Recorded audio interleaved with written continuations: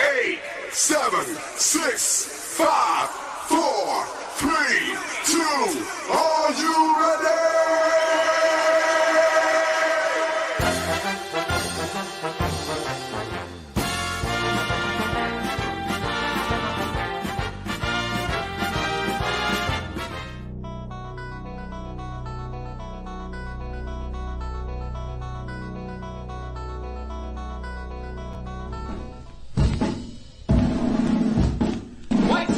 White Sox, go, go, White Sox. Let's go, go, go, White.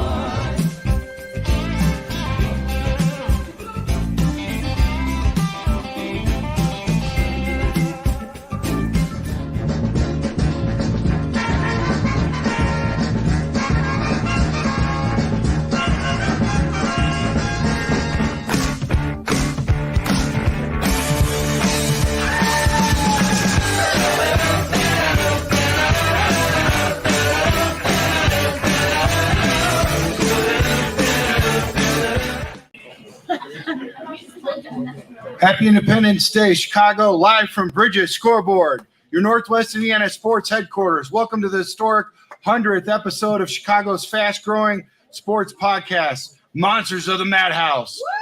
I'm your show QB, Brandon Trackside, along with Misty, Miss Mongo, Michael, for a landmark Independence Day football night in Chicago. 100th episode, and a little over a year ago, this was just a crazy, passionate support super fans dream, getting 1,001 odds from Las Vegas to make it to episode 10. I never thought we'd get here.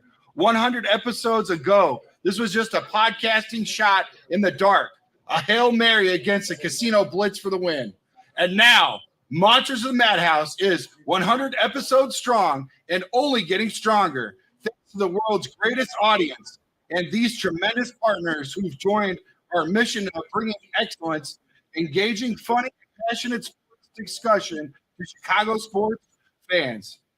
That's right. First, we'd like to welcome and thank all our sponsors. TC World of Wonders, home of the Super Bowl of jersey sales. 3 jerseys for $120. Include shipping. Sweetness, Sayers, Butkus, the Sackman Dent, Iron Mike, Mongo, Justin. TC's got your favorite Bears jerseys at tcsworldofwonders.com. Budget Cars, your trusted friends who make finding your safe, reliable, stylish, and affordable transportation mission possible. O'Connor Martial Arts and Fitness, bettering the health of kids and families. Powerful move one at a time. Join the life-changing movement today. And Serendipity Ice Cream Parlor. The 4th of July has never tasted as good as it does this year at Serendipity. And our awesome host tonight, Bridges Scoreboard Restaurant and Bar, your Chicago Independence Day sports home with the famous 75-cent wings and Chicago's land's ice coldest beer. We're proud to introduce you tonight, friends. Our guest tonight is the definition of NFL old school. He's tougher than a $2 steak, more driven than a Ford Ranger with 250,000 miles on it, more principled than Principal Insurance, and more Chicago than the Chicago River. Bruce Herron is a Texas native who bled Bears orange and blue for 5 years as one of the original Monsters of the Midway. He was a linebacker for the fans and his fellow players. After he retired, he became a passionate advocate for his fellow players and friends. He is tonight for one of his best friends and teammates, Steve Mongo McMichael. Ladies and gentlemen, please welcome the mighty Bruce Herron to the Madhouse. Bruce, how you doing tonight, brother? Doing good. Awesome. Yes, thanks for coming in, and thank you for the drive, man. Pleasure to see you. Bruce, growing up in Texas, how did you first fall in love with football? Are you kidding me? Hell, I was born in Texas. So, you know, you're born, you're a guy, you know, you come out of the womb with a football helmet on. And that's what happened. That's right. Everybody loves football in Texas. Texas for sure. Missy, you got a question for him? Yes, I do actually. So everybody in football usually has a nickname, and this one has two. One's Ducky that I'm pretty sure my husband gave him. I know the definition of that one, and I'll tell you that in a minute.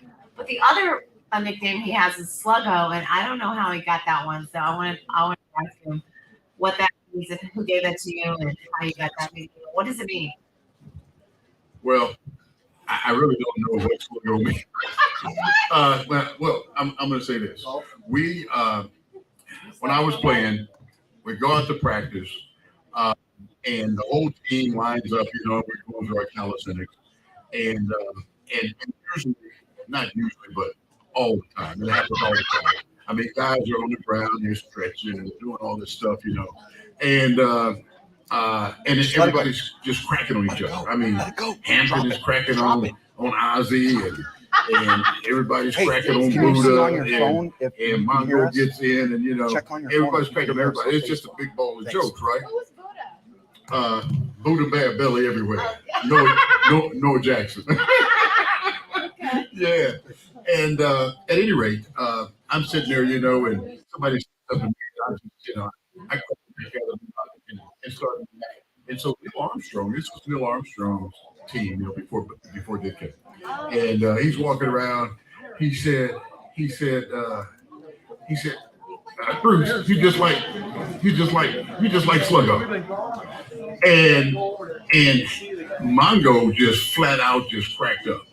And Hamp got a hold of it, and before you know it, every day since that day, I was named Sluggo. So you're just like Sluggo. Who are you referring to? I have no idea.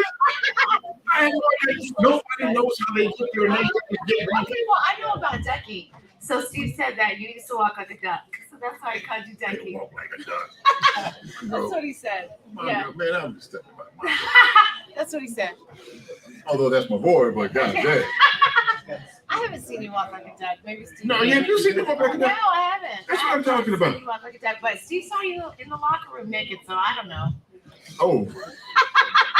That's a different conversation. That's a whole different name you got that I don't know about. Yeah, well, I might have been walking like a duck from the shower to my locker. So you never know. There was a reason for that. There you go. What led you to New Mexico for college? Well, I grew up in this little small town in South Texas, in Bloomington, and I was a star football player there, and I was actually small. I was like 6'1", 100 and maybe 160 pounds, and I was a quarterback and a running back in high school, and I was all district and all that. I was always winning awards my 3 years playing varsity high school football, and my senior year, I get a lot of Can you hear us on the Facebook? calls from all these major colleges. University of Texas is one of them. You too. And What happened there? well, it was my last day of my senior year. I was due to go to Austin the next weekend on a recruiting trip, and that night, that game, I had a knee injury. I tore two ligaments in my right knee, and Daryl Royal was the head coach at the time, and my head coach had to call him and tell him that I was not able to go. That's what happened. And eventually they pulled the contract off the back. Steve had a football injury with his knee before he got drafted, and he wouldn't tell them about it. So that's why Before he got drafted? No, before he went to UT. Before Yeah, so then he just didn't tell them when. And then also before he got drafted, I thought I knew that they kept quiet too. Yeah. Oh yeah. Well, unlike Mongo. So that's why you went to New Mexico. Well, yeah. What it was New Mexico, University of Texas pulled. So I really wanted to go to University. Right. I mean, yeah, right. And so there were schools in the Western African Conference, not the Western African Conference, in the Southwestern Conference, Right. because New Mexico is the Western African Conference away. And there was other schools in the conference, Southwest Conference, that had offered me a scholarship as well. Right. But the coach, I had surgery on my knee, Right. and my knee was in a cast, and the recruiting coordinator from New Mexico came in to see me while I'm at home recuperating. And he said, I'll make this promise to you today that when your cast comes off and you're able to walk a little bit, we want to bring you out to New Mexico and show you our city. Perfect. And I was impressed with that. I had never, at that point, I had never been on an airplane before. Oh, wow. And I've never been out of the state of Texas other than going to Mexico. Okay. And so they flew me out. Oh, it's a big deal. Oh, it's a huge deal. Yeah, They flew me out, course and it I'm is. flying into Albuquerque, and I see all of these mountains, Yeah. the Rockies, and I'm saying snow-capped mountains, Oh, and I was just like yeah. in awe. You got 18-year-old kids, Texas, we don't have that. Yeah, right. I think I was 7 at the time, and I was just in awe, man. I was just so impressed. And then I get there, and they pick us up, and they take us to dinner, and they got I'm telling you, they laid it out, and it was like 13 guys, and I had a couple of players that was on the UNM team at the time, and they were my hosts. We went to a Lobo basketball game at the Pit, and I had never been in an arena like that, and to see 20,000 people in this arena, in a college arena, I've never seen 20,000 people in there. And you know, the little town I came from, right? And I was so impressed, man. And we went to dinner, and we just did everything. And I'm telling you something, I had the best time. And you know, the young girls on campus, they were pretty Halle Berry looking. Oh my goodness gracious, you know. So I went home. When I got back home, I told my mom. She says, "Well, tell us about your trip." I said, "I'm going to New Mexico." Hallie's on the phone now. Hallie's on the phone. Donnie, don't start with me. Don't start. But anyway, you know, it's a long answer. But the truth of the matter is that New Mexico coming, and they didn't care about the knee. They didn't care about the knee injury or anything like that. They wanted it. They were going to do it. They did. You did? I did. Right. So, Eddie, we got you on the line. Hold on. The greatest story you ever heard, right?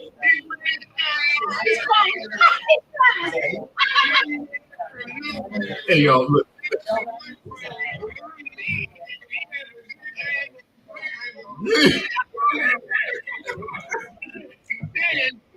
I'm gonna kill it. I'm gonna knock it around. He's going down. He's going down. Hey, Eddie, are you in Mississippi right now? In Jackson? Okay, stay there. Don't move. Yo, I gotta go. I'm catching the flight to Jackson, Mississippi. I'm gonna go put a knot on his head. I'll be back.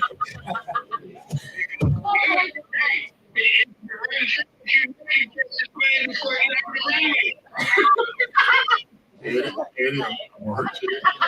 You're going down. Oh my God. You know, how am I doing? Yeah. I'm doing good, man. I'm doing good. I'm here with my peeps here in Chicago, man, and we're having a good time. That's right. So this is where the party is. That's right. Bridges Scoreboard. Yeah. Bridges Scoreboard. If you ain't here, you're missing. Get it. Get it. The food and the drinks are popping, dude. That's Pop right. in. That's right. And you got you know what? You know you don't fly, but you might have to fly. Hey, that's not fly. What's that, baby? You haven't flown since the pandemic? No. Did you get your shot? Did you get your vaccine? I've turned down 30 invitations. Eddie, have you got your vaccine? Both of them. No. You have? Both of them. So Eddie, what are you afraid of? They may not get back off the same bus.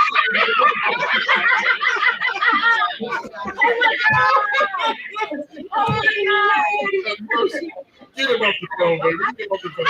Cut. Bruce has had enough. I love you, but Bruce is done. Yeah. All right, love. Thank you in senior in high school. Oh my God. I love you, brother. Oh, I'm killing boy. Oh my God, thank you so much, baby. Hey, you made it making out there on national radio. I'm gonna kill him. That's a threat. We don't have to go to court. We don't have to call in no police. But we need to settle this somewhere in between, $800,000 and $900,000. So I'll be happy. Just under $1 million. Eddie, Check the payout is going to be based on my 1977 rookie contract with Miami Dolphins. Oh, yes. Yes. Wait a minute. Is it true what they say? What's that? in here or something. I don't know. How much did you pay the Dolphins to let you play? Holy cow. That's a good Eddie, one. get off the phone. I love you, Eddie. Love you so much. Okay. I appreciate you having my friend on. And him telling that story about how he rose to the action. Came out of nowhere and became nobody.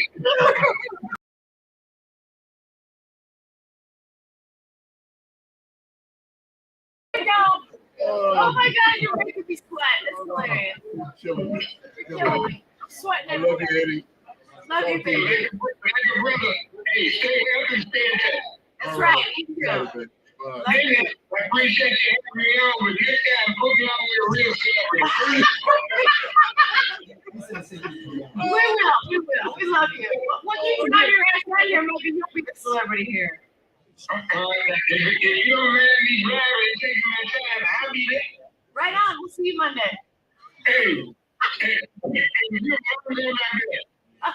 Who, Mongo? I sure will. I sure will. We love you so much. See you, Eddie. Bye, baby. All right, brother. Do good. It's a pleasure hearing from Eddie all the time. Everybody, he's watching right now. Mississippi, let's give him a Eddie Payton, brother. All right, Frank Curas, he says, Shine Town. Yes. Get rid of this. Also, the Paris One, fans of Mongo McMichael's waiting for the show. Go Misty Power. That's right. Doug says, good evening. Terry says, ready for Misty. Oh my God. Linda says, Baker's watching. Hello, everyone. Hey. And that's it for there. And then I got a couple questions. And then what we're going to do is we're going to answer, take it out to the audience. And we're going to ask you guys for questions too. All right. If you have any questions She always wants to know about you. for Bruce. So, what did it mean for you to wear a Chicago Bears uniform, sir? Okay. You know what? Growing up in Texas, it was all about the Dallas Cowboys. I was. And They didn't know how to pick them.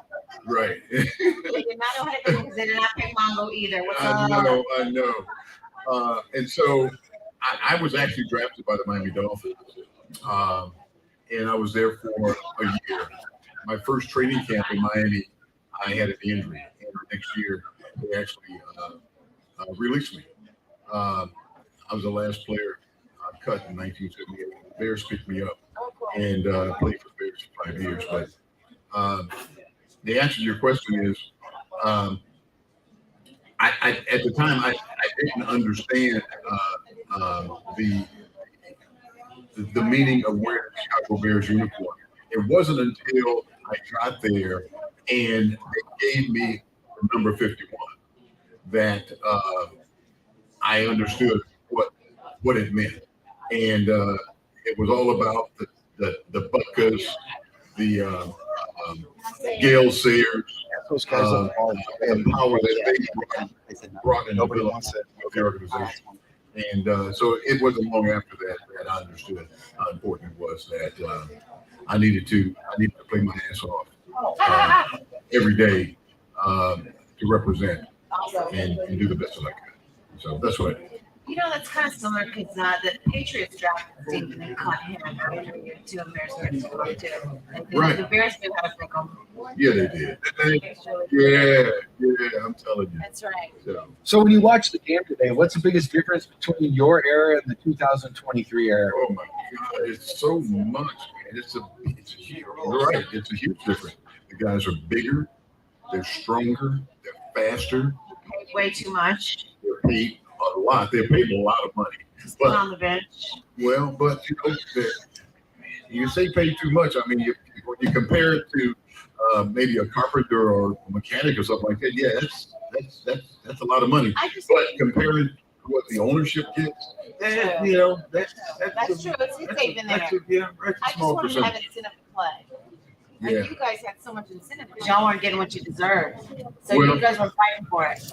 Well, you're right, but the money wasn't that big back in the day.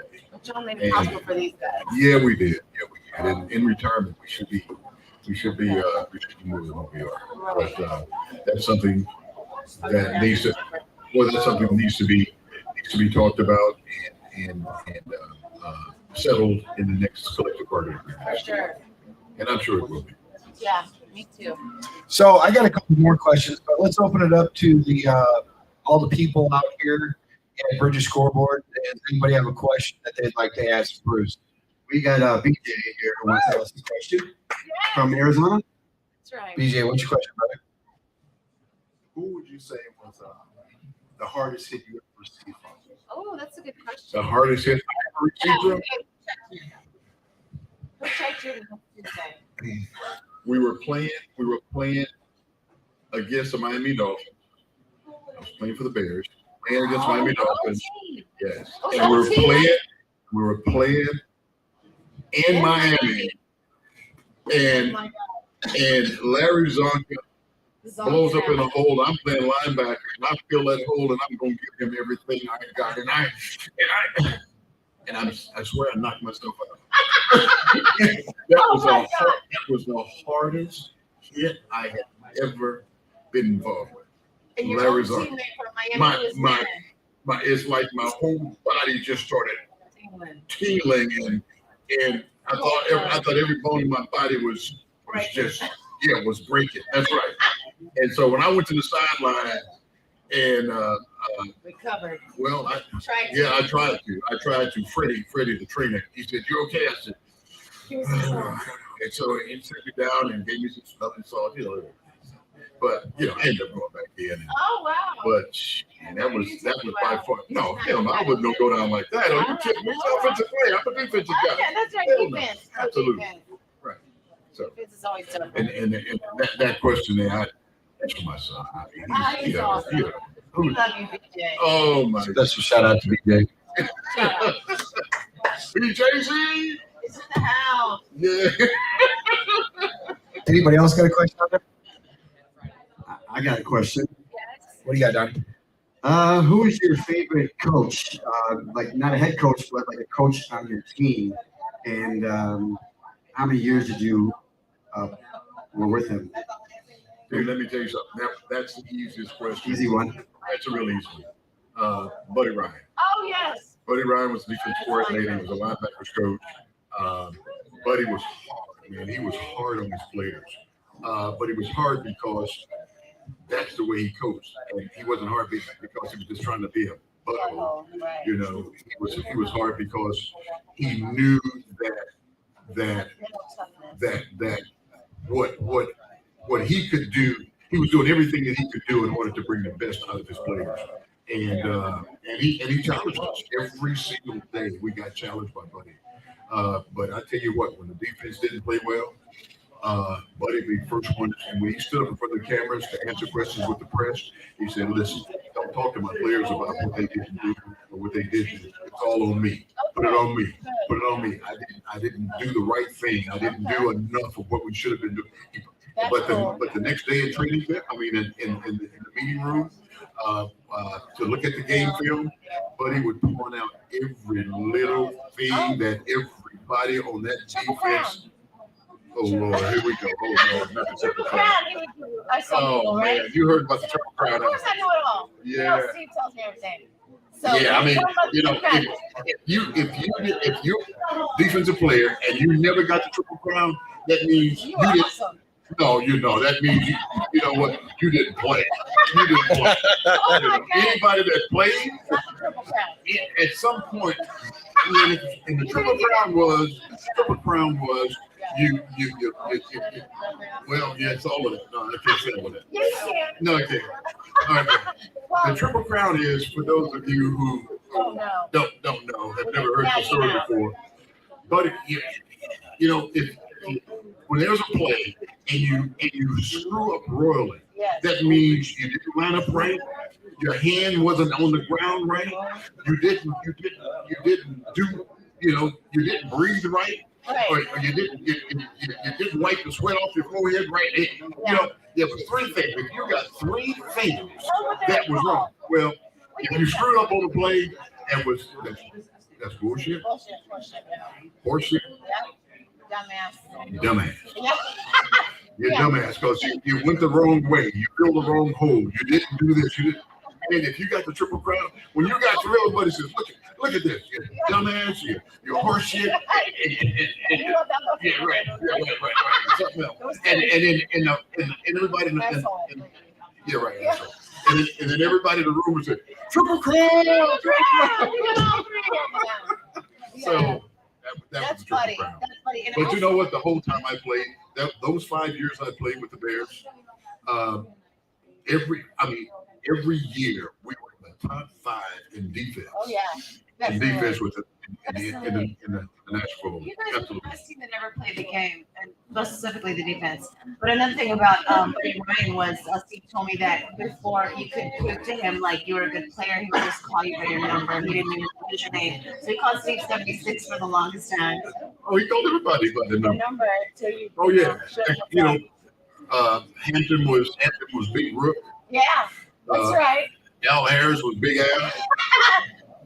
Yes. Ozzy was a couple of things. Ozzy had a lot of names. I love Ozzy, man. That was my buddy. I love him. I know. Ozzy had a lot of names. Yoda, 68. Yoda, I gotta tell you about that. Oh yeah. He had a lot of names. That's great. We had a lot of fun. We got another question up We here. got a question from Sue Griffin. Oh, from Hammond originally. Good to see you. Good to see you, my brother. Hey, being part of the Bears for the longest, how many Super Bowls would the Bears won if McMahon, who was here last week, was healthy? How many do you think they would have won? Oh God. You know what? That's hard. It's hard to say, but they should have won at least 2. It should have been in place to challenge for the third.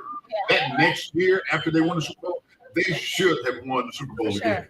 But there was a lot of things that went wrong. And I'll tell you the first thing that went wrong was Buddy left. Well, yeah, Buddy left. Buddy was a big part of that. They got, Wilbur Marshall left. It's just a bunch of things went wrong, Big thing man. was Buddy left. Quarterback. Well, and the quarterback, You gotta have your Yeah, defense, and when the right. defense breaks down. And then McMahon, you're right. McMahon didn't, his body didn't hold up. He got injured, and it just a lot of things happened. It just wasn't meant to be. It just wasn't meant to be. Especially when you're a Super Bowl bounty, you got to mark on. You win the Super Bowl the next season. Everybody wants to play their best because they want to beat you. You're not as good as what they say you are. So we're gonna show you. And so you're getting the other team's best every game. And it's tough, man. It's tough to repeat. There's been some teams to do it, but it is tough. It is tough. Absolutely. I've heard some of our Bears, current and past, but more recent Bears players actually project that we were going to do good. There was actually one time, I won't mention the player's name, but he was a linebacker, and he was talking about potentially some of the stats were comparing to 85 Bears and that we were going to run the table and playoffs and all this and that. And I was just like, you better stop, because the first thing that I'm thinking about is they're going to circle on the calendar. You know what I mean? They're ready to play now. If you just go in there as a silent assassin and do your job, keep your mouth shut and hand the ball to the referee when you're done, you know, then you're in good shape. But you know, when you actually say that you're going to do this, that, whatever, and we've got lofty projections, then they're like, okay, get ready. That's exactly right, man. You know, when you start being boastful, I mean, all of these. I mean, every team has professional players, right? You know, and all these guys have, you know, they want to win. Everybody wants to win. Everybody wants to win. And you know, in order to win, you've got to have luck on your side. You got to have talent on your side. You got to have coaching on your side. You know, and everything's got to work out in your favor. And so, but when you step out there and start being boastful and you know, we're gonna do this and we're gonna do that, dude, you're right. Can't write a check and you know they start to put a circle on that date. when you show up, boy, you're gonna get there very fast. Steve used to be so mad about that. Don't poke the bear. No, never poke the bear. That's right. So this is a mouthful here. You've been a passionate advocate for your fellow players dealing with CTE and the health effects of head injuries. Has the NFL become more responsible with it diagnosis, treats, and works to prevent concussions among players? I hope so. Yeah, you know what the NFL has. I mean, all the rules changes that have taken place over the last 15, 20 years, trying to make the game safer. The equipment that the players wear, that's also a part of trying to increase safety within the league. I was going to say the number of games, but how the game is played is changed a lot.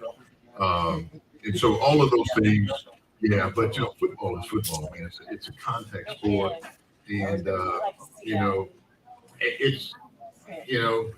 the hits are going to keep coming, and injuries will happen. But you know, I think they've done a lot in order to curtail the injuries and the damage that players can do to their body in their head for the most part. And I don't want to misquote him, but your teammate Jim, he was saying that. What did he say? He said basically that it doesn't matter what you do to help things out. I mean, you can. You're not going to be. You have to be proactive. You can't just not make changes. But the fact remains is you have this fluid around your head, and that's where, you know, it doesn't matter. It doesn't matter what you do. The fact remains is your chemistry is your chemistry. You know what I'm saying? That's basically what he was trying to say to us. You know, I got to get back to your grassroots back when you're in college Division I, and basically, you know, there was 1.6% of people actually make it to Division I football. Did you know that? Back when you played, yes. Wow. And back when you played, the numbers were even smaller. The numbers were smaller when you played. What did you do to get ready for that? Or how did you elevate your game? Did you always have that dog? Like, were you born that way, or what was it? You know what I mean? You know, I have an uncle. He's a little short, kind of stubby guy, but he's like maybe 5 years older than me. And because I have an older brother, who's 2 years older than me, and so we all grew up together. And every day after school, we would go out to the playground, and we would go out to the baseball field in football season. We play football. And we go out there, man, and we were like 7 or 8 years old, and we're just playing football, you know, playing tackle. You know, we're running, and you know, and learn how to compete. We did the same thing with baseball. We did the same thing with basketball. You know, and that uncle, you know, every day, every weekend, man, we were just out there just playing sports, playing football, playing baseball, playing basketball, and that's where my competitive spirit was home. I just, you know, and I didn't think about playing college football. I didn't know about playing college football at the time. I'm a little country boy living out in a little town. There was 55 great students in my graduating senior class. 55. And there was 10. There were, you know, down right next to him. Right. And there were like 3 communities. 3. There was Placido, Bloomington, and DaCosta. Oh yeah. That were three towns that came together to make one high school. And out of those 3 towns, there were 55 seniors. Wow. 55. That's And amazing. so, for me to make it, it's just, and to this day, I'm the only football player ever from that high school for sure. to ever play in the NFL. Pro. Let's go. Right, So, pro. That's awesome. And I've Bruce. spoken at my high school graduation a couple of times at their graduation. And just last year before last, I spoke at their sports banquet. And I challenged those kids. I said, you know what? To this day, I'm still the only one. But you know what? You got to set your sights. You got to set your sights on being something greater than what you are. Something greater than what you could ever think of. You create this image of yourself in your mind, and you work your butt off to make it happen. And you got to work every day. And you got to believe every day. And when things don't go right, you don't quit. You keep going and you keep going. You keep That's right. fighting. And when I had my knee in high school, I was like 9 schools that really wanted me to come. University of Washington, Texas Tech, SMU. I got letters from all of them. They all wanted me to. And you know what? And the doctor said, Bruce, when I woke up, he came in, he checked out, he says, Bruce, you had a really bad injury. He says, I'm going to tell you something that you're probably not going to want to hear. He said, I think your football playing days are over with. Oh no. You got to just get back once you're up and at it and get this cast off. It's going to take a couple of months, but we got to get you back in therapy and so that you could, have some semblance of a decent life, right? And I'm sitting there, man, I had tears in my eyes. And my mom, she walked over, she says, what is that?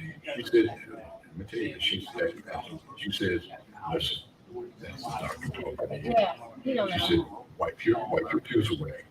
And from this point on, you think about what it is that you need to do in order to get yourself prepared to play, if that's what you really want to do.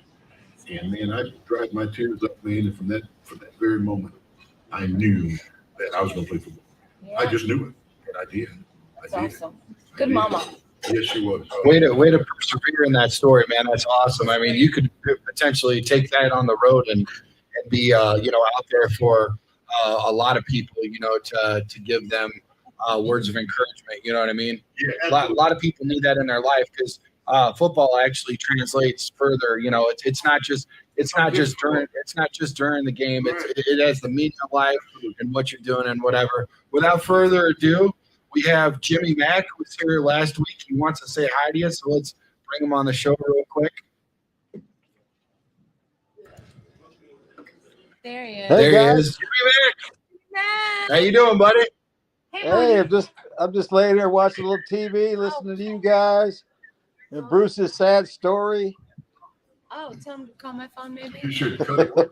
We can't hear him. Have it go. We can't hear him. His You know what? Sorry, You know what I can't amazing? hear him. You know what amazing? What's that? Donnie's out there in the audience. You guys don't have my I mic know on? this boy. I know. Donnie, you came up. He was up here. It was me. You have my mic on, guys? My man. Oh. Yeah, okay. Is my mic on? Hey, tell Jimmy to call. Yeah. Yeah. Oh, Jimmy, call me because we can't see you. We can't hear you on this. We're having technical difficulties. Jimmy, Okay. just call All right. call me yourself. You know, one of the famous stories of the 85 Bears was, and it's great for Mongo, he's humble. He took Jimbo Covert one day, and the defense used to beat the offense under submission during practice. Right. And Jimbo Covert had enough. Your husband came at him. He flipped him down and hit him. Hey, And that's baby, what hold was on. happening. They really became a team that year. You were beating the hell out of them every practice. Oh, I know, man. Yeah, when Mongo came in, man, Mongo was just a beast. We all knew he was crazy. Oh yeah, he was a beast. How did you know? Shit, it took about 3 minutes. Please tell me that story when you first met Mongo. Let's just be.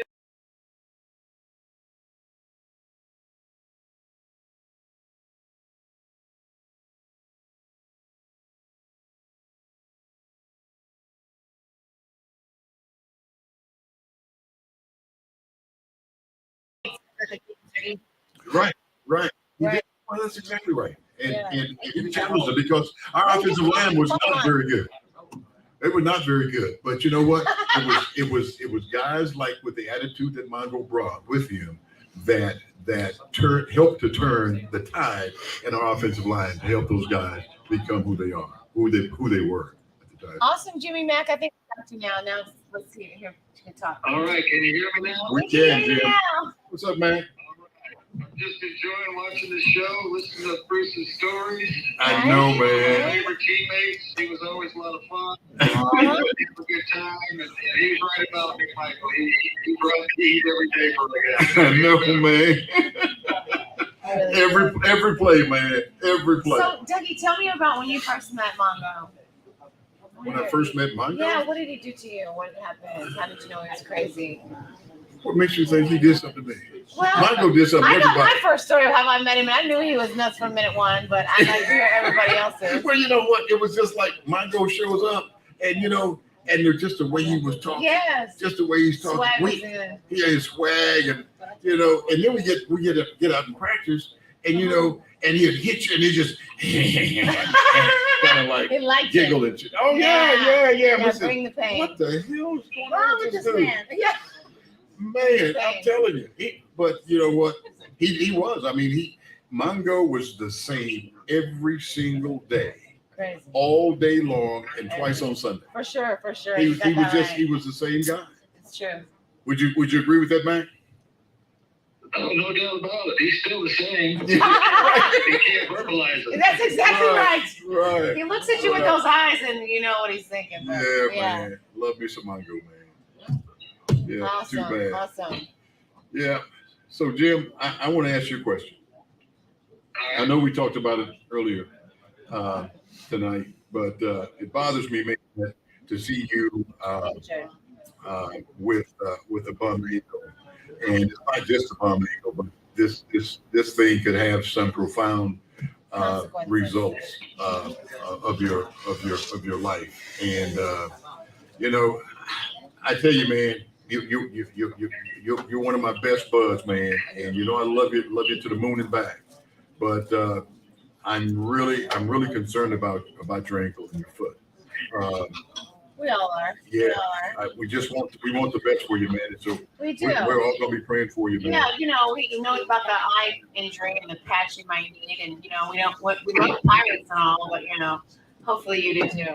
Hey, that big leg could come around. Peg leg. He's got I the get a big leg and put that patch on my bad eye. pirate booty. There you go. Oh Lord. So Jim, you're gonna be back in a couple of weeks? Yeah. I'll be back at the end of July. End of July, okay. All right. Yeah. So hopefully I'll hook up with you then. Yeah. Hey man, let me know when you Have a great rest of your show. all right. Let me know when you're coming back to town, man, so I can come out and visit with you. Okay. That's right. All right, brother. Appreciate it. Yes, sir. Misty, always a pleasure. Always a pleasure. Love you. Brandon and the boy Foz. We'll see you guys another time. Right on. Thank you so Thank much. you. Bye. All right. Bye. All right. Cool. What do you got for us? Here's the thing. You and Mongo have been friends for over 40 years, right? What does he mean to you? Like, I know you said he's the same every day, and that, to me, that speaks volume. I mean, that's a lot. That speaks someone's integrity. It's consistency, and the fact remains is some people in the dark act different than they do in the day. But you said he's the same all the time, 24/7. But what does he really mean to you as a friend? He's real. Mongo, I tell you what, the last time it's been a minute since I've been out to see him, And the reason why is that I just, You've been there. yeah. He's been there and visit. Don't let him fool you. He's been a good friend over with Ozzy and the boys. Yeah, but you know what? It hurts my soul See to that see way. him I know. in the condition that he's in. And it's by no fault of his own. I mean, it's just, you know, things just, Circumstances. you know, and the guy is just, he's a solid human being. It's a solid human being. Now he says some things, he says some things off the wall, but can be rough, you know what he said. But that's who he is. He just, and he doesn't mean to hurt anybody. He's just saying what's on his mind and what's on his heart. The truth. And he's always been that way. But you know what? If you need something from somebody and you need somebody to be there for you, He's got you. shit, you might want to call Mongo. He'll definitely be. For sure. Give me your favorite Mongo story. Oh, Lord. No pressure. Let me just give him a minute and let him think about that. I'm sure there's plenty to choose from. But I just want to say, he was talking about Steve being there for everybody. Steve raised more money for charity than he ever made professionally, and I don't think anybody can say that. That's awesome. Hey, we got a question for you while he figures out, you know, his favorite story. Misty, Doug wants to know how Mongo's doing. You know what, Doug?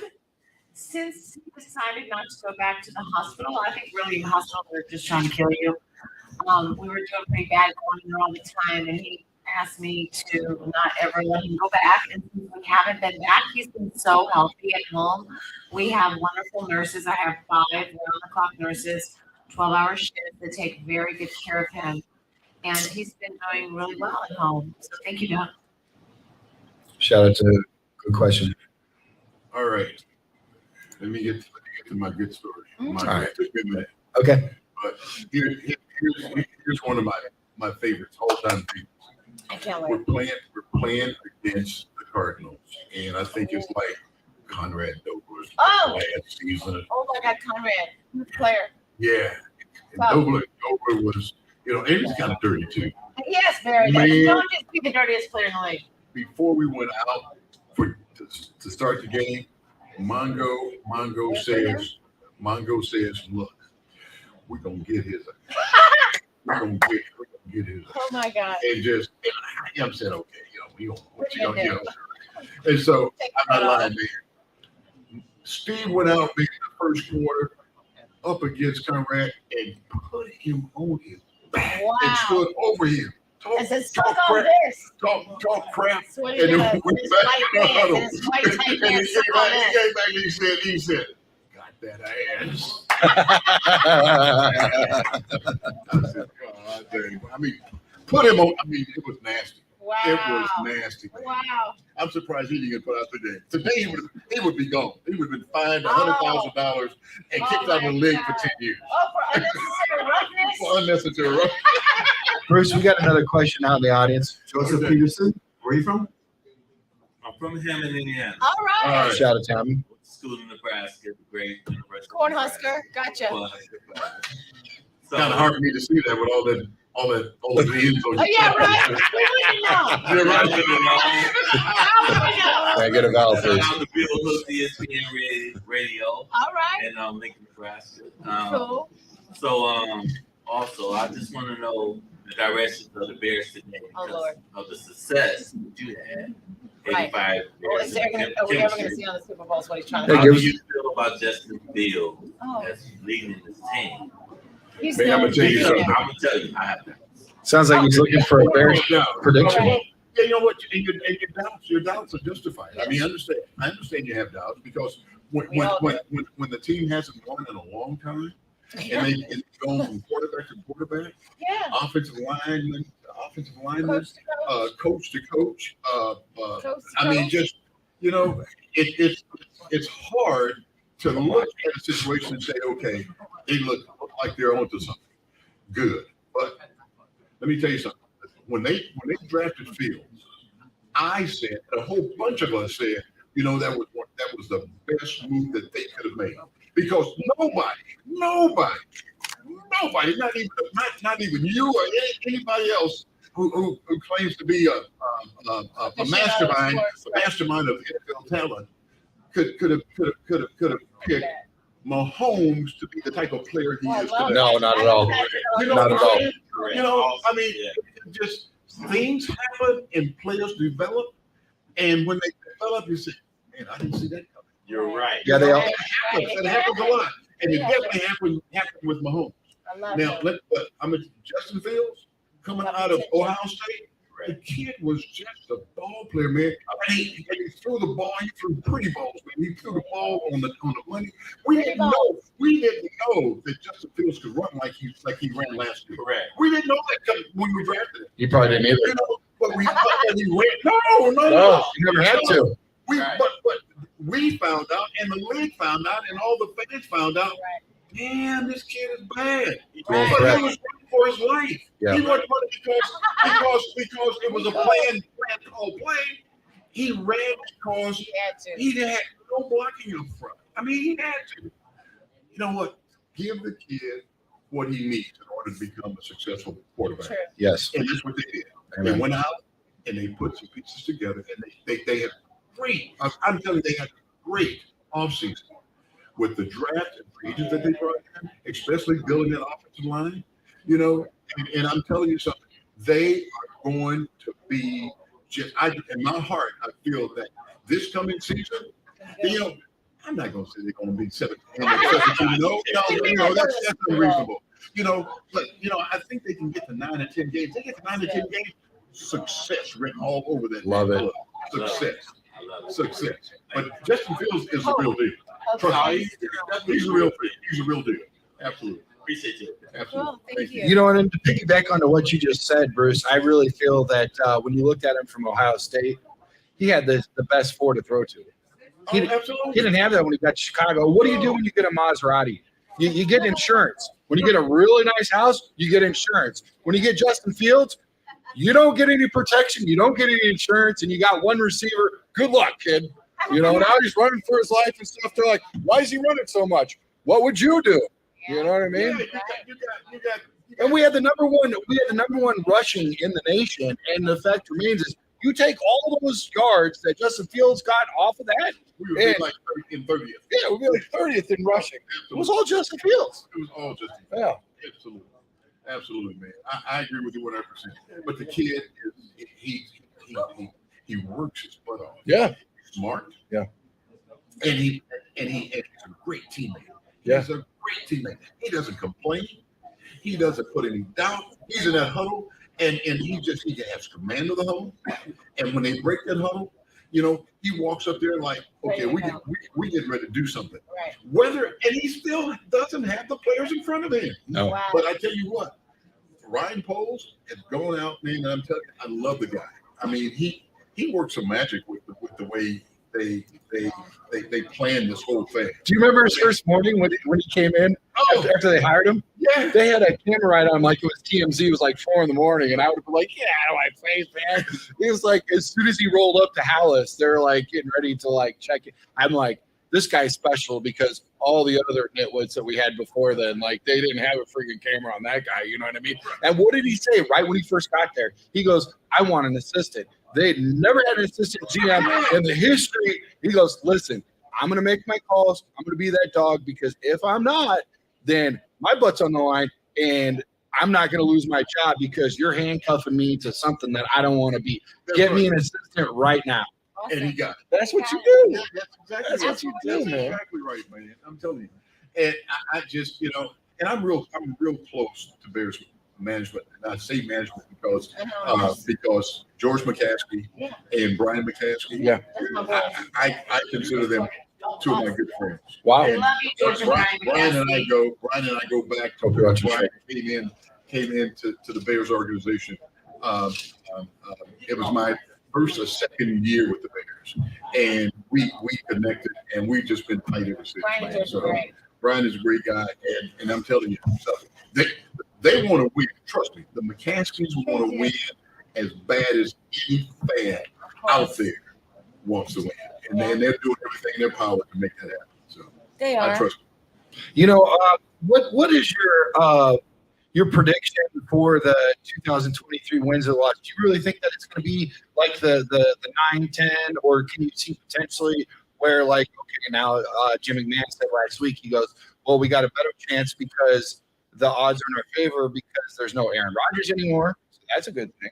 I mean, he potentially, Fields could potentially be like the best quarterback in our division right now, hands down. I mean, who's against him? You know what I mean? So with that potentially is in our favor. I mean, could you see a couple like games going to where we would have a couple more wins or whatever? Or what do you think? I mean, is that your floor or is that your ceiling? Well, you know what? I personally, I think that I was hoping that Rodgers would stay in Green Bay because I wanted the Bears to turn it around with Rodgers at Green Bay. Yeah, Give him some of his best. But you know what? They can still do it. When they play New York, I'm not sure if the Jets are on their schedule this year. But when they play against the Bucs, I want them to just put his butt on the turf every chance they get. You know, but your question to me is about the quarterback. Yes. In the NFC North. Yeah. To me, Justin Fields is the lead guy. He's got more talent than any of those guys in the NFC North. Yep. Any of those guys. But Detroit is going to be tough this year. Oh, the Lions. Yeah, the Lions are going to be tough this year. About time. And I know. And the Lions have been picked to win the conference. Really? Oh yeah. That's awesome. That should be interesting. But that doesn't mean that the Bears can't beat them because the Lions have been known to they've been known to I'm telling you, I wanted to say something else, but messing up they'll mess up. You know what else too? I will say this, that if there's any Chicago Bears that are listening right now, please do not put any lofty expectations on us. Let's fly under the radar and smash them in their teeth, right? Right. When the Bears, I haven't looked at their schedule, but you know, if they jump out there like 5-2, then they. That's good. Oh, you want to do that? Hold on a second. Let me pull it up for you. Oh, let's see what's going on. Yep. Let's put that on there really quick, and we can look at it for you. All right. What do we have? Yeah, what do we got? Ooh, There you go. wow. Look at that pretty stuff. So right here, we got, second game of the season. Tigers and Lions and Bears. Oh my. Let's start out right here. We've got Green Bay, Tampa, Kansas City, and Denver. What do you think out of those four right there? My goodness gracious. Well, you know what? I think they can beat Green Bay. Ooh, I think they can beat Tampa. Wow. Kansas City. Without Tom Brady. See, no Aaron Rodgers, no Tom Brady. Right. Kansas City and Denver, you know, Sean Payton he's there now. So yeah, but I think, just not to cut you off, but here's something that I would say. Sean Payton with this team underneath his belt towards the end of the season, they'd probably have a better chance at beating us. But since we're playing them early, they still got to gel and get everything dialed in. You know what I'm saying? Right. So we got a good chance of that. You know, so they're implementing a lot of new things. But I do want to circle back really quick before we digest this a little bit further. I got a question for you. What do you think about that run in Texas? Now, I've never heard of anybody that's on the bench that seems so electrifying that you take the NFL by storm. Like, what do you know about this running back? Why does everybody think he's so special from Texas Longhorns, the running back that we picked up in the draft? Oh, that we picked up in the draft? Yeah. Oh, because he was behind Bijan. Right. Because he was a backup. Yeah. Prior to being the backup, he was the guy, and so the Rashawn replaced him. Rashawn. But I'm gonna tell you something. They say this kid is a ball player, man. Yeah. They say he's a ball player. We'll see. Yeah. We'll see. You know. Yeah. Well, I figured Texas. You know, you'd probably have a pretty good read on this guy.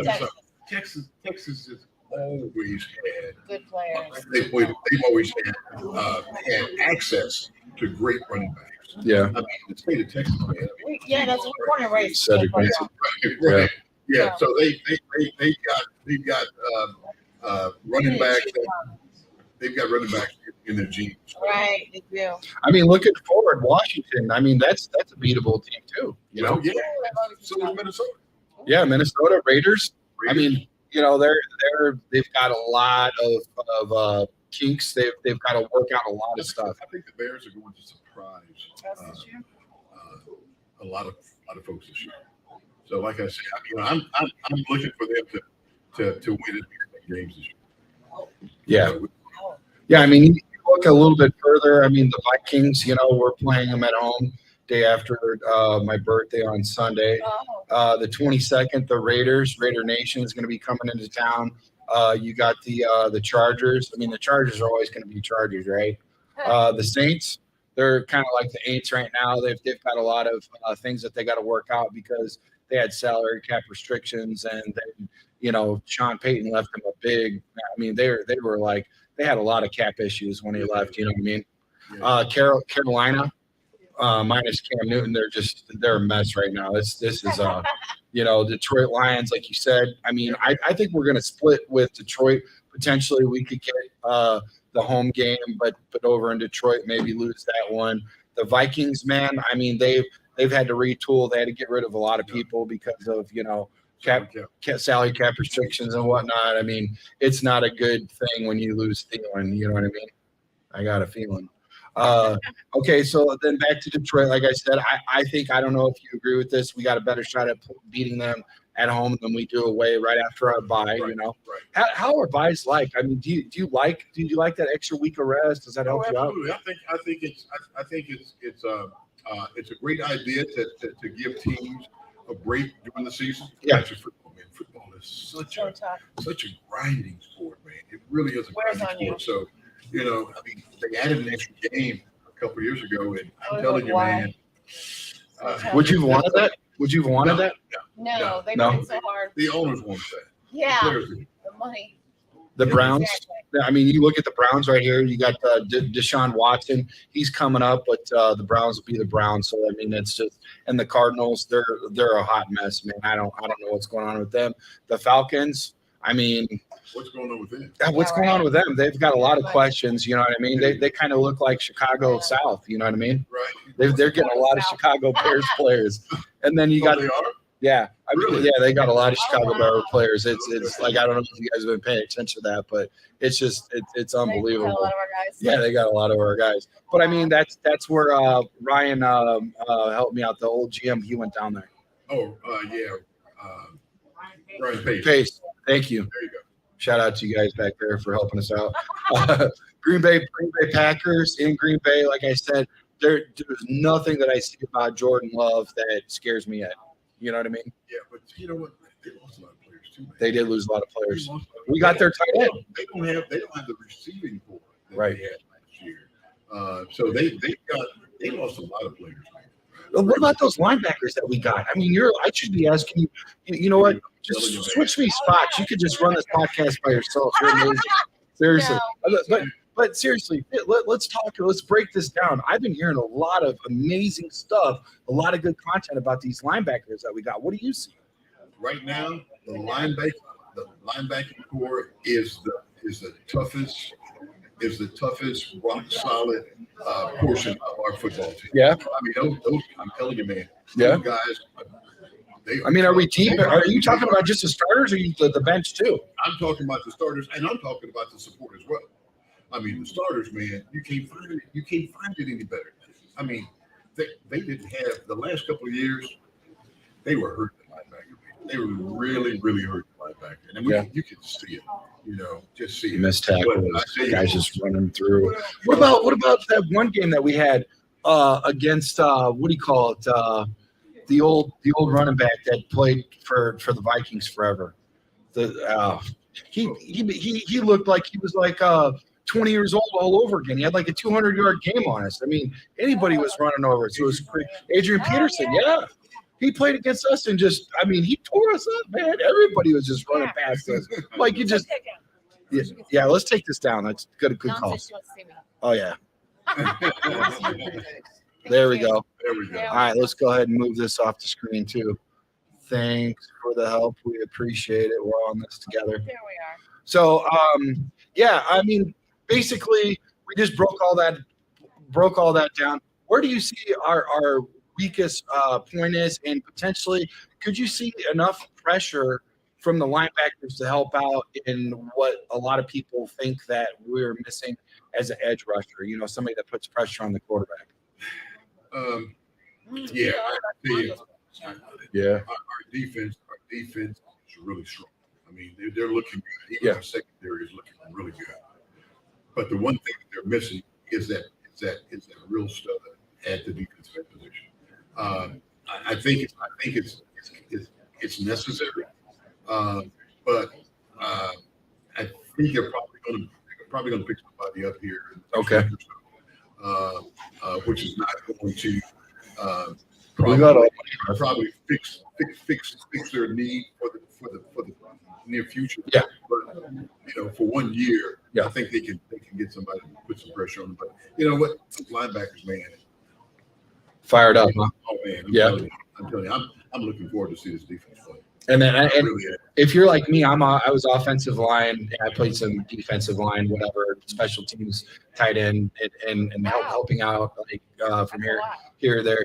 But basically, when I look at it, I always look at the big uglies, the five.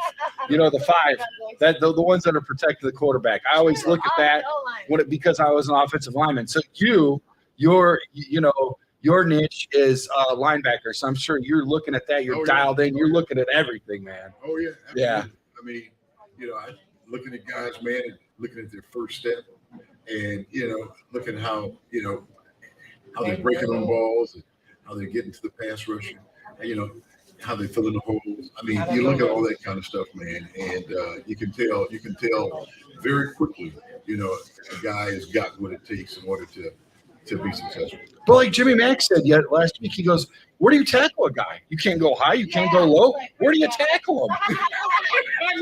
I mean, I know you're an advocate for not being rough and the concussions and all this kind of stuff, and it just kind of goes with the game. But like he was saying, they're just kind of like taking it out of the game. You know what I mean? Like, what would you do in this era? It's bowing your head and driving your head into a guy. You can't do that. No. You can't do that. You got to keep your head up, and you can't go for somebody's head. You cannot. If you're going in to sack your quarterback or to hit a running back, you can't bow your head, hit them in the head. If you bow your head, if you put the crown of your head down and you hit them in the head, then you know that's a penalty. Right. And then you know what? And it could be a reason to get expelled as well. So. Well, what's one thing that you could say is on Tuesday nights we have a lady that comes on and she's in college right now, and Maggie Valentine, she runs Rising Stars. So there's some youngsters out there too that are looking at it. They're linebackers, whatever, playing defense. What would you tell them as far as what you would do to protect yourself and how you would play the game of football? Knowing what you know now and what you're seeing, the present time. Well, I mean, the only thing I can tell them is the way the game is played today. Okay. Don't come in with the crown of your helmet. Yeah. You can hurt yourself to begin with, but you can hurt someone else. And keep your head up. Keep your head up, and tackle with your shoulder. Now, tackling with your shoulders. You talk to someone who's had it separated shoulder. No. So you used to tackle with your shoulders? Oh, we tackle when I played. I mean, you tackle with anything you had. Steve used to talk about going for their knees and stuff like that. Like that's illegal now. But back in the day, y'all went for their knees. You did everything. You just get them down. Like you can't even do the pancake anymore. Not the pancake for the chop block. No, you can't do chop block. You can't do crack back. You can't do that. It sounds like the fun. But football is football, and as much as you try to keep your head up, and not use the crown of your helmet, I mean, you're gonna. It happens. It just happens. I mean, it's the speed of the game so fast doesn't always allow you to think safety. Yeah. You just think, I gotta stop this guy. I gotta stop this guy. You're going in, you do whatever you can to stop him, and then if they call you with the crown of your head, okay, so be it. But right. I'm not trying yet. Yeah, there you go. I got it. Yeah. So instinctively, you're still, you're recalling on your instincts and whatnot. So a lot of that stuff would potentially happen, but you're still trying to be safe and whatnot and whatnot. Let me ask you a question. Since you became an advocate and you stepped out, and you were one of the very first people to step out, about safety and whatnot, brain damage and whatnot, what would you do to tell people, like your inside voice that came out and said, you know what, I need to advocate for not only myself, but for other people? How did you find that voice, and how can other players find that voice? Well, he's from Texas. He was born with that voice. I don't know about the others. But I mean, there's a certain level of like uncomfortability when you like step out and you say something, and you're like, I don't want to like put a spotlight on my team or myself. Right. And how do you navigate that? You know what I'm saying? You know what? At the time, I wasn't thinking about being an advocate for anything. Yeah. Right. It was a thought that, this is life threatening. Yeah. There were times, here's what bothered me. And there's a lot of former football players that went through what I went through in terms of the internal feeling yes, sir. of not being the ownership not being truthful with the players. Right. Is that they had data that showed that concussions was causing brain damage. Oh, they put it away. Back in the 70s. Covered it up. Yes. Never. Right. And so we're out here. We were taught to use our heads to tackle. Yeah. Put your face in the number. Yeah. Put your face in the number. And so that's how we were taught to play the game. And I played that way the whole time I played. Yeah. All the years that I played. You didn't know any better. Yeah, because that's we didn't know. Yeah. We didn't know that concussions was causing brain damage. Yeah. Or ALS or MS or yes, dementia. all of that stuff. Yeah, we can do one more question. Right. And so and it wasn't until they discovered that CTE was caused by brain damage. There's 5 and then ALS, yes, MS, Parkinson's, dementia, and the CTE. That's all under the umbrella of. And all of this stuff are things that football players and hockey players, boxers have been dealing with for years, but they kept it hidden. Right. That's sad. Yeah. But I'm gonna put it to the forefront now. Mongo's gonna do it again for everybody. Yeah, he's always taking one for the team. He's doing it again. I mean, you know what, guys? Mongo is a great individual, man. And even in his condition, he is still a fantastic, loving human being. But the damage that disease has put on his body is just mind-boggling, and it's hurtful and it's sad. And to see such a massive human being, this guy, Mongo is 6'3", 302 pounds of just muscle, and he walked in, but he was a loving guy, and to see him today in the condition that he is, it brings tears to my eyes. I have a hard time every time I go to see Mongo. When I leave there, I get in my car, I drive down the street, and I pull over, and I just say prayer for him, because it is just so sad. It is so sad to see him in the condition that he is today. And I'm telling you, it's just I really don't know what else to say, but and you know, it hurts me. When you love somebody and you're really close to them, you can see them like you look at like a grandma or somebody, and they see like their child or even their grandkids grow up, and they still see the young version of them and the old version. You see all that through the eyes of love. You know what I mean? I look at my daughter who's here in the audience right now. Shout out to Faith. Thanks for coming in, baby. But I still look at her, and I look at her, and I still see her as a little girl. So you say, "Hey, what's up, baby girl?" Even though she's 18 years old, adult. You know what I mean? But I mean, seriously, like I'm looking at that, and I'm like, you know, you're looking at your friend, and you still look at him like you did like back in the day in the 20, 20 years old and whatever. It's hard, man. You know, because you guys were indestructible. You guys were killing it, at all levels. People are still trying to be there, That's right. That's for him after the show. All right, we got one more question out here from Nebraska Cornhusker. He wants more. Go Big Red. Oh my God, the Cornhuskers back. Yeah, I'm back. Baby, what you got for us now? Oh, you can't handle this. Oh my God, I didn't want to, but go ahead. All right. We're in an area we call the region, right? Mm-hmm. We got the Chicago area, Hammond, Gary. Right. So we have legendary people that grew up in our area. Right. How do we get the city to promote these people? Well, Bridges is doing their part right now. Okay. All right. I mean, Bridges is kicking it. Come on, Bridges. Scoreboard. Yeah. Shout out. Thank you, So what do Bridges. you got for us to promote? We'll promote it. All right. I grew up in Hammond. Uh-huh. And of course, we have the first black broadcaster ever Who? in the city of Hammond. That's your problem. Well, no, that's your fault. You didn't tell me who it is. Yeah. Herb Cross. Herb Cross, you just promoted it. Good job. Herb Cross, the first black. I would need him to be recognized. Herb Cross. Yeah, man. Herb Cross was. I mean, he's been recognized for years. Okay. Herb Cross, we have a street. Oh, Lord. You're talking about being in the head. Yeah. Oh, Listen, Steve was from Freer, Texas, and they don't even have a parade for him. Is Herb Cross? No, he passed. Oh, well, okay. What are we doing?